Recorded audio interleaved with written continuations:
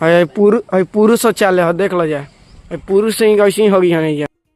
और वो लोग के फिर से स्वागत है हमारे ब्लॉग में। तो आज हमारा पहला ही मिनी ब्लॉग है, तो एक पर सपोर्ट बनाए रखम जा। अभी सुबह सुबह उठ के ब्रश व्रश करके थोड़ा डाइट्स लेके यही नहीं अभी और सुनिए। अब जाता नहीं थोड़ा पीठा भुंजवाओ तनी। अब पीठा भुंजवा के अब जाती प्रैक्टिस।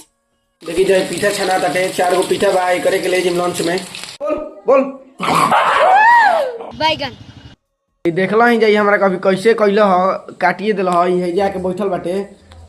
आज इंगरा के इनकर जो है ना तो इंगरा 6 बा या आज सफाई खत्म हो जियो ना तो बचिए जी हम साले का खोपड़ी तोड़ लंच तैयार हो गई। अब जाती लंच के रख देवे एकरा में।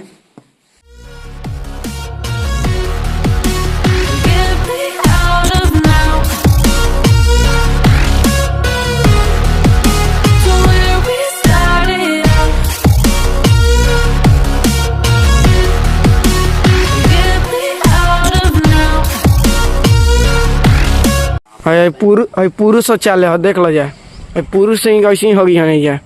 मतलब कुछ है मैंने खुलेआम होगी हन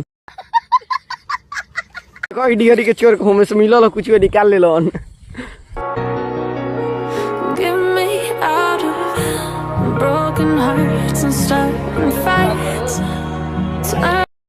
प्रैक्टिस हो गई। अब जाता नहीं घरे। वो घरे आके नहीं रहो लोग के ब्लॉग अच्छा लगी तो लाइक सब्सक्राइब शेयर करम जा फॉलो करम जा। तो अब तक बाय। अब काल के ब्लॉग मिली रहो सबके रोज यही टाइम पर लाइक।